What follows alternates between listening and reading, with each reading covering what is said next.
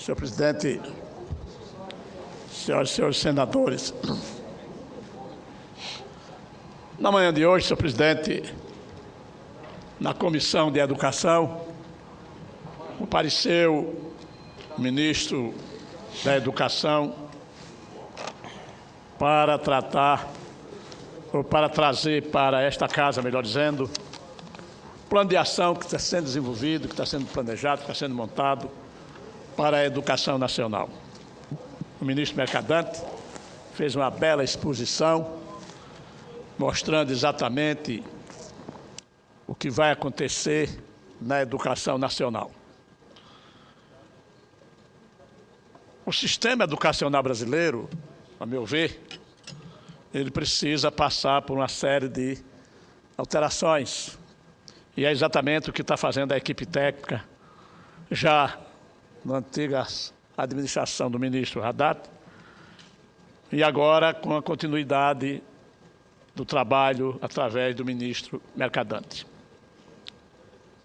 Mas, senhor presidente, eu lembro-me, e agora faço uma retrospectiva ao passado, quando, da minha infância, meu caro senador Ferraço, na minha infância, eu tive toda a minha aprendizagem, a minha formação através da escola pública. Naquela época, presidente, a escola pública brasileira, o ensino público, ele valia a pena. Havia uma luta muito grande para se ter um lugar, uma vaga na escola pública. Eu digo isso, eminente senador Ferraço e meu querido senador Armando Monteiro, porque somos de um estado vizinho, Pernambuco e Alagoas. E no meu estado tinha um colégio estadual, que era uma luta terrível para que alguém conseguisse uma vaga para matricular-se. Hoje é uma coisa diferente. A modernidade trouxe, na minha observação, uma deterioração do ensino público. Nós temos, nobre senador Paim, e eu tenho visto isso com muita tristeza, particularmente no meu estado de Alagoas,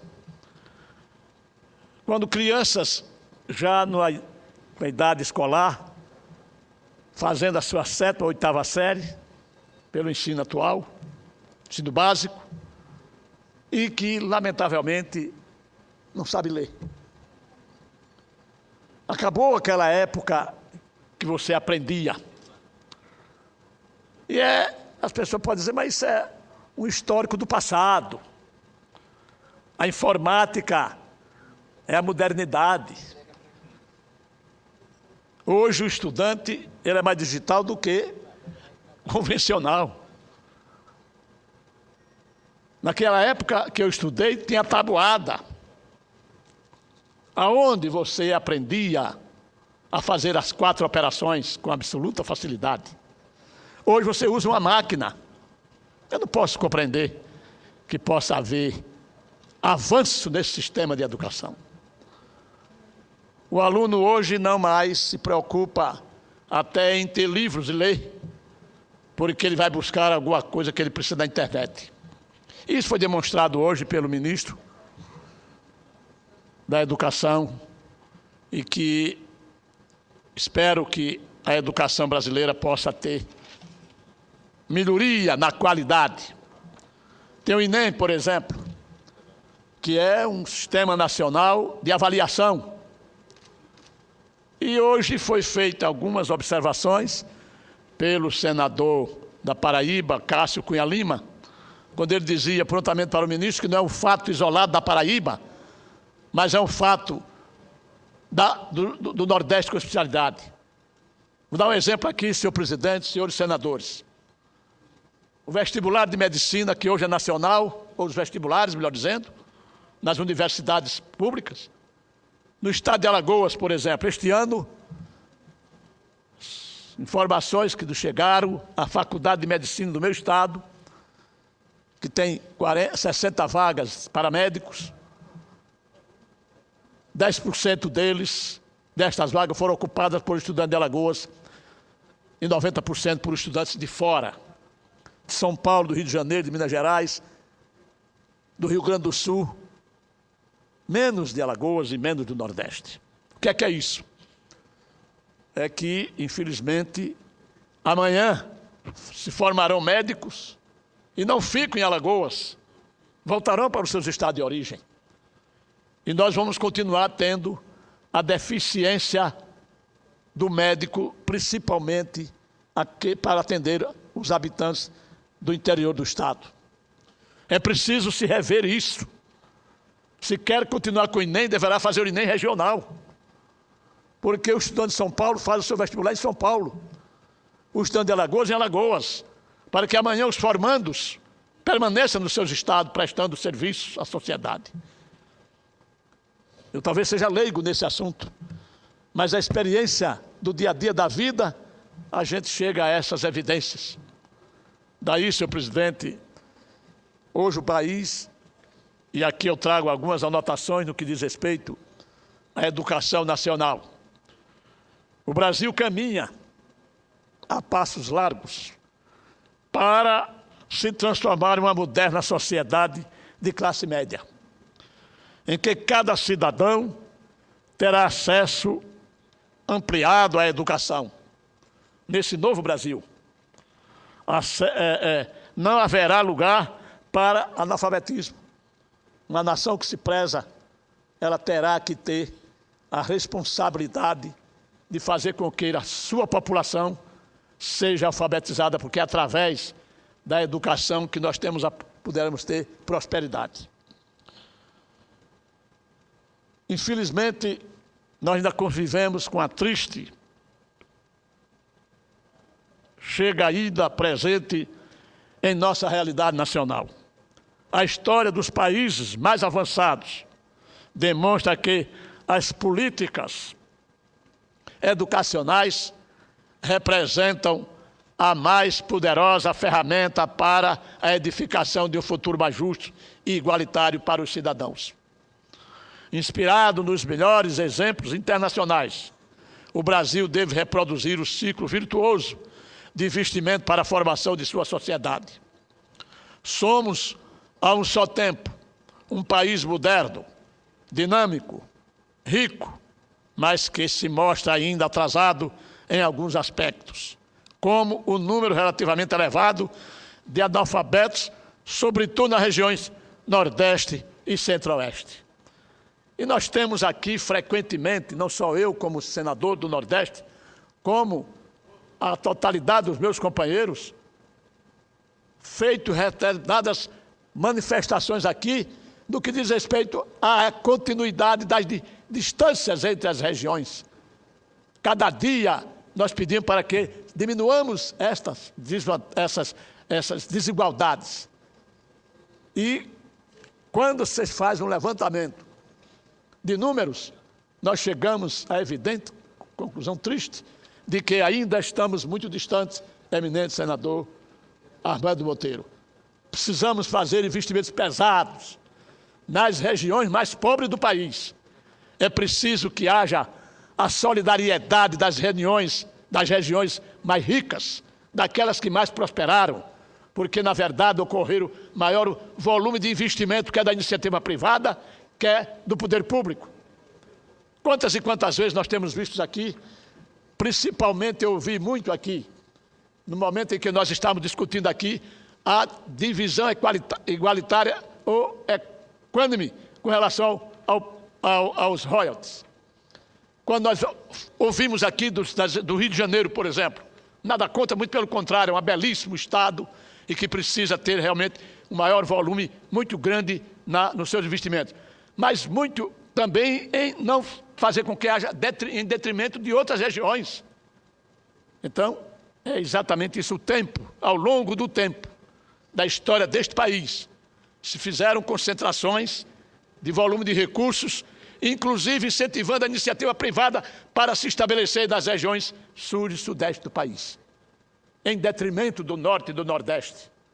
Em detrimento do norte e do nordeste. Pois bem, senhor presidente, a erradicação do analfabetismo, portanto, figura entre os mais importantes metas do futuro Brasil, que deve se esforçar para que, no mais curto prazo, seus índices de alfabetização coincidam com aqueles dos países mais próximos e bem educados do mundo. Senhoras senadores, senhores senadores, a Constituição da República inaugurou nova fase histórica em nosso país, em que o arbítrio cedeu lugar à ampla democratização da sociedade e do próprio Estado. A nossa Carta Magna consagra o valor e o papel da educação para o Brasil, ao estabelecer em seu artigo 205 que a educação é direito de todos e dever do Estado e da família. Será promovida e incentivada com a colaboração da sociedade, visando ao pleno desenvolvimento da pessoa, seu preparo para o exercício da cidadania e sua qualificação para o trabalho. No seu artigo 214, a Constituição da República enumera em seus incisos as metas precípuas dos sucessivos planos nacionais de educação, entre os quais figura a erradicação do analfabetismo, a universalização do atendimento escolar e a melhoria da qualidade do ensino. Feliz o dia 5 de outubro de 88, em que se promulgou a vigente Constituição da República. Demarca o início de um novo tempo, em que se aprofundou a atuação do poder público ao lado da sociedade brasileira, em favor da redução do analfabetismo em nosso país. De fato, os dados da pesquisas do PNUD, do Instituto Brasileiro de Geografia e Estatística, indicam que, ano após ano, a taxa de analfabetismo da população com idade igual ou superior a 15 anos vem decrescendo, de elevados 20% em 1986 para 14,7% em 1977. Números ainda muito recentes do PNUD revelam que o índice de analfabetismo em franca diminuição era de 11,5% em 2004 e decresceu até o patamar de 9,7% no ano de 2009. A estatística revela inegáveis avanços, porém, é necessário ter uma conta que, em face do imenso contingente humano que forma a nação brasileira, esse percentual aparentemente baixo, na verdade, significa que existem nada menos do que 14,5 milhões de cidadãos ainda analfabetos em nosso país. Em um mundo fortemente calculado na linguagem simbólica, a condução do analfabeto equivale a uma rude crueldade e uma verdadeira violência contra o indivíduo. Nesse mundo tão permeado de linguagem simbólica, nossos concidadãos desprovidos das ferramentas cerebrais mínimas para a boa compreensão de seu entorno, não conseguem reconhecer o seu ônibus ou entender a prescrição em sua receita médica ou a bula do remédio que está tomando. O PNUD esclarece que a taxa de analfabetismo diminuiu apenas 1,4% entre os anos de 2004 a 2009, entre as pessoas de 15 ou mais de idade. A meta do atual governo tem como definida, em consonância com a Organização das Nações Unidas para a Educação, a Ciência e a Cultura, o que é esse importante indicador, decresça até 7,6% até 2015. Senhoras senadores e senhores senadores, devemos levar em conta que, além de ainda elevado, o analfabetismo no Brasil é também desigualmente distribuído no território. E o Nordeste, infelizmente, apresenta as piores estatísticas nacionais. A boa notícia é que a nossa região também obteve a maior queda na taxa de analfabetismo nos últimos anos. Em 2004, que era da ordem de 22,4% dos nordestinos com 15 anos de idade ou mais eram analfabetos, contra 18,7% em 2009. Consideramos esse percentual excessivo se levarmos em conta que em 2009 o índice era de 5,5% na região sul, de 5,7% no sudeste, de 8% no centro-oeste, de 10,6% na região norte. A despeito das diferenças regionais, entendemos ser do interesse de todo o país o aumento significativo dos investimentos em educação. Vale ressaltar, nesse sentido, que um estudo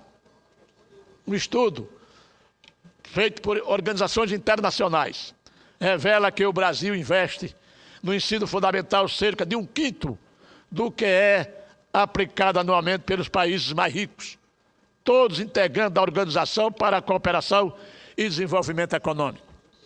No ano de 2007, entre os Estados-membros da OCDE, instituição que fazem parte os países da Europa, os Estados Unidos, o Chile, o México e o Japão, investiu-se pouco mais de 94.500 dólares por estudante para todo o ciclo do ensino fundamental, enquanto que no Brasil o investimento foi pouco superior a R$ 19.500, aliás, R$ 19.500 por educando. O cálculo englobou dispêndios com salário de professor, capacitação, aprendizagem, materiais e instalação de ensino e o número total de matriculados no sistema educacional. Senhoras senadoras e senhores senadores, a despeito de algumas dificuldades operacionais, identificamos na consistente redução do analfabetismo brasileiro no curso das últimas décadas uma tendência de enorme importância para o futuro do nosso país, resultante dos esforços conjuntos da sociedade civil e do Estado. Nesse sentido, o Ministério da Educação desenvolve, desde o ano de 2003, o programa Brasil Alfabetizado, na totalidade do território nacional, e que tem por foco a alfabetização de jovens, adultos e idosos. O referido programa visa ao atendimento prioritário de 1.928 municípios, que apresentam taxa de analfabetismo igual ou superior a 25%. Vale ressaltar que aproximadamente 90% desse total do município estão localizados na região Nordeste. É por isso, senhor presidente, senhoras e senhores senadores, que nós, senador Viana e Ana Rita, nós que representamos os estados do Nordeste e do Norte brasileiro, precisamos lutar mais, brigar no bom sentido, reivindicar mais, nos posicionarmos nesta casa, esta casa da Federação, para que o Nordeste brasileiro e o Norte saiam dessa situação humilhante, que ao longo de tantos e tantos séculos, nós continuaremos sendo ainda um país e uma região de miseráveis. Não é possível que isso possa continuar acontecendo num país que dentro de mais alguns anos poderá ser a 5ª economia do mundo. Como poderá ser a 5ª economia do mundo se nós temos um contingente de mais de 18 milhões de brasileiros passando por dificuldades de miseráveis? Isso não é possível. Não pode mais, senhor presidente, esta casa se manter assim, alheia a essas ações. Nós teremos, nobre senadora, Vossa Excelência, que tem sido uma guerreira nesta casa, nós teremos que ser muito mais, mas muito mais mesmo, independentemente de qualquer outra coisa que possa imaginar. Nós precisamos defender com intransigência, com absoluta intransigência, o desenvolvimento das regiões mais pobres desse país, para que nós possamos dizer, nós temos um Brasil que vive com dignidade, todos os brasileiros, e nós temos condições de fazer isso. É preciso apenas que tenhamos políticas próprias, sérias. Nobre senador, Vossa Excelência, que é um dos grandes senadores desta casa, que defende com veemência o social, a igualdade para todos os cidadãos brasileiros e cidadãs. É por isso, nobre senador Paim, eu espero que esta casa possa, através deste novo pacto federativo anunciado aqui o ano passado pelo presidente Sarney, que eu quero dizer aqui da tribuna da casa, que não precisa criar comissão de extraordinárias pessoas. Nós vamos criar condições aqui dentro da casa. Os notáveis estão aqui, aqueles que disputaram o voto majoritário dos estados e vieram para esta casa. Então é preciso que nós tenhamos que tirar entre nós, senadores e senadoras capazes de analisar com absoluta responsabilidade as ações para desenvolver este país, para que a gente possa realmente ter igualdade de distribuição de renda, logicamente que obedecendo determinados critérios, mas que também não possamos colocar tanto para lá e o quanto para cá. Teremos que fazer essas análises, nobre senador, e eu hoje me comprometia com o senador Wellington Dias, e eu recebi uma comunicação do presidente da Sarney, porque existe tramitando na comissão que eu presido, projetos que tratam da distribuição do FPM, que tem até o final deste ano, por decisão do Supremo Tribunal Federal, que considerou a lei atual como inconstitucional, para que esta casa possa estabelecer as regras para a distribuição do ICM, do Fundo de Participação, melhor dizendo, Fundo de Participação. Então, além deste, outras ações que terão que ser tratadas nesta casa através dos senadores que representam os estados brasileiros na casa do Congresso Nacional. Por isso, presidente, eu gostaria de, ao encerrar, agradecer Vossa Excelência pela tolerância e agradecer aos meus pares e dizer que nós teremos que cada dia mais, cada um de nós, independentemente do sul, do sudeste, do centro-oeste, do norte e do nordeste, todos nós somos brasileiros. Graças a Deus, e observemos que isso é o único, talvez, um dos países do mundo que, entre a sua extensão territorial, com mais de 200 milhões de habitantes, nós somos um país que falamos a mesma língua.